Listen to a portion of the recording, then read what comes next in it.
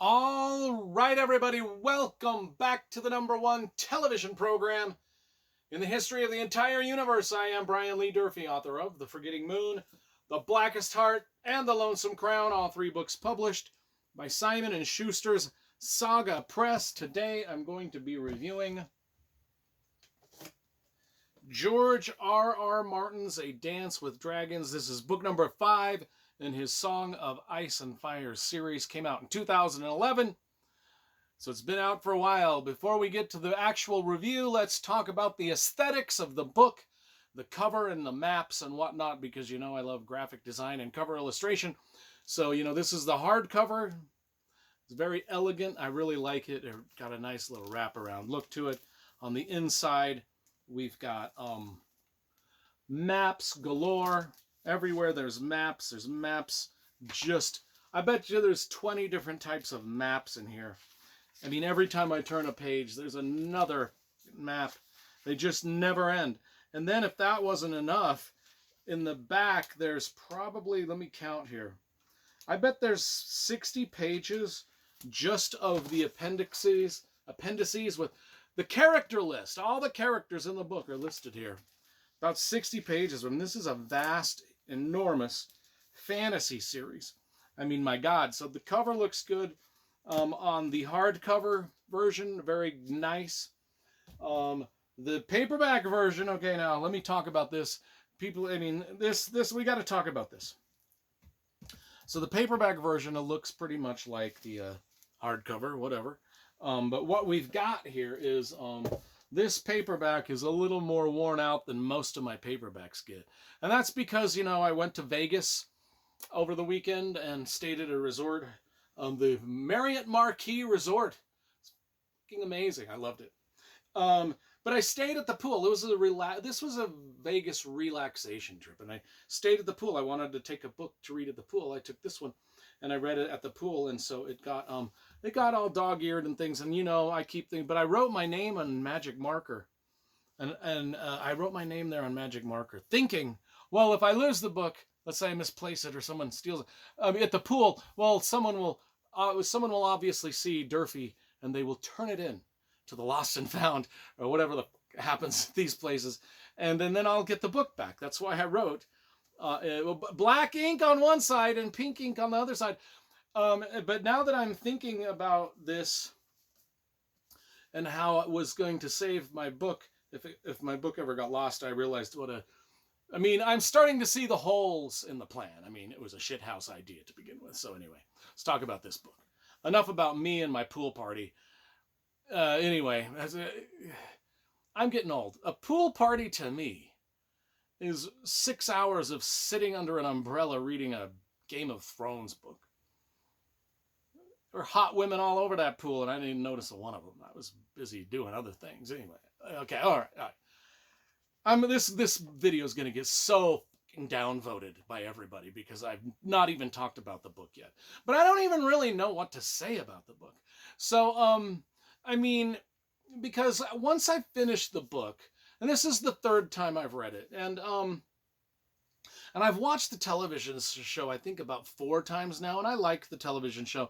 Even I kind of even liked the ending, and everybody crapped on the ending, but I was okay with it. I mean, it wasn't the greatest thing I've ever seen. The show was the greatest thing I've ever seen. The ending was not the greatest thing I've ever seen, but I didn't hate it. But anyway, now that I read through, I've read this series so many times, and I've read this book 3 times, and every time it ends, I'm just like, well, that's it. That's it. That's the end of it. I mean, I'm sad because these books are so fucking great. Everything about them is so great. And I'm thinking, are we ever going to get another one? That's why I'm not really sure what to say about this book after all the times I've read it, the amount of times I've seen the show. Because I know might not get another book. I mean, George's writing and his storytelling is magnificent. And I just want more. I want more books in this world written by that guy. I mean, his world is vast and it's grim and it's utterly fleshed out. I mean, as a writer of fantasy novels myself, I know how hard it is to come up with. I know what world building entails. I know world building and backstory and exposition and character building in a fantasy setting is one of the hardest things to do in literature. I mean, it's not like writing a modern day novel set in the modern times where everybody knows what everything is. You're creating an entire another science fiction-esque world. And it's difficult to layer all that stuff into an engaging story where your characters and there's action and there's plot. And George R. R. Martin does it masterfully from word number one in the original Game of Thrones book all the way to the final word in this book. And I just want more. I don't want it to end with this book. And it makes me sad that 2011 and then we're still waiting. That's not what this book is about. I'm glad we got what we got. George R. R. Martin doesn't owe me anything. Actually, he signed. I've got a first edition Game of Thrones. I met him in 1997 and he signed my book. I would probably show this to you. Yeah. Yeah, he signed my book for me. And I want more books. Now, this is sort of a companion piece. Let's get into kind of the nuts and bolts of this book. We've talked generalities. We've talked about me quite a bit. We've talked generalities about the series quite a bit. Now let's get into specifics in this book. It's kind of a companion piece, as you know, to A Feast for Crows, wherein George R. R. Martin wrote this big, huge book, so big that he split it in half. He put the perspectives of a bunch of characters in A Feast for Crows, and he left the perspective of a bunch of characters out of A Feast for Crows. And now in this book, the perspective of the characters he left out of Feast for Crows are now in this book. So we get the perspectives of like Tyrion, Bran, Jon Snow, Khaleesi herself, Daenerys Targaryen, Reek, Theon Greyjoy, Davos, and a few others. We get their perspectives in this book. In the other book, we had the perspectives of Arya and Sansa and Jaime Lannister and yada, yada, yada. And then at the end of this book, towards the end of this book, both books sort of tie together. Now, if you've not read this series, you didn't know what I was even talking about the last 5 minutes. You didn't. But if you've read the series, which I'm thinking most of you that are watching this review have probably read the series, you know what I'm talking about. I didn't quite like that he split the two books up in that manner. I wish it would have been a little different. That doesn't take away from the two books combined make for one super magnificent book. And I can live with that. I can live with that because they're both here. We can read them both. And they're both fantastic. And again, the detail that goes into the world building. He's still even in this book, 5 books deep into the series, he's still doing such detailed world building when each of his characters enter new parts of of Westeros and in the other area that they go to, which is beyond the wall, and then the free cities. And he's got maps for all of it. Valeria, they go to there, and every time that these characters venture into new areas, he does such a detailed job of describing what you're seeing, what you're looking at. You feel like you are in an actual other universe. And that is so hard to create in a fantasy novel. And very few fantasy novelists get it absolutely perfect. There's a handful. I can count on one hand. It would be a handful. That do it perfectly. The rest of us are just, trying our hardest. That's all I can say. And we're just trying our hardest.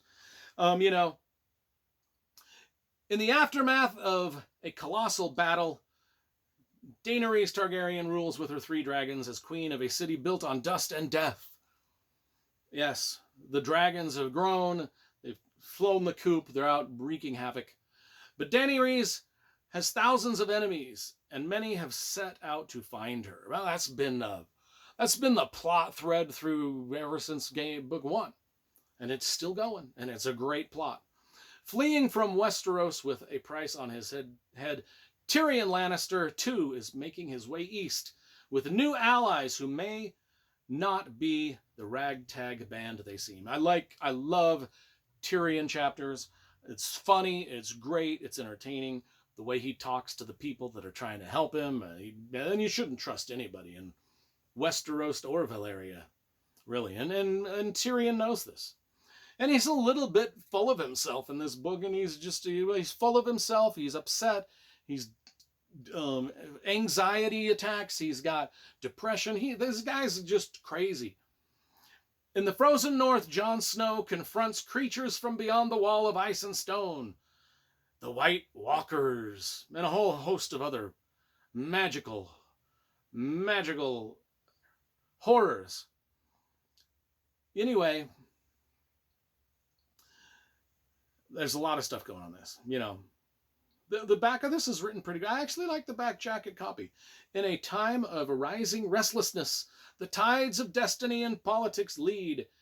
A grand cast of outlaws and priests, soldiers and skin changers, nobles and slaves, to the greatest dance of all, which is the Dance of Dragons.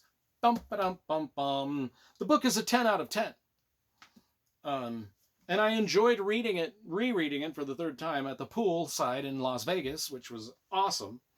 I wanted to take a book to the pool that I had read before, so I didn't have to concentrate super hard on it, but yet something that I knew I would enjoy. And what says summertime poolside Vegas reading experience? What says that more than George R. R. Martin? I don't think it says it at all. But I certainly enjoyed it. It was a lovely, lovely weekend vacation with this book. They got all ratty and dog-eared, and I didn't lose it. But if I did lose it,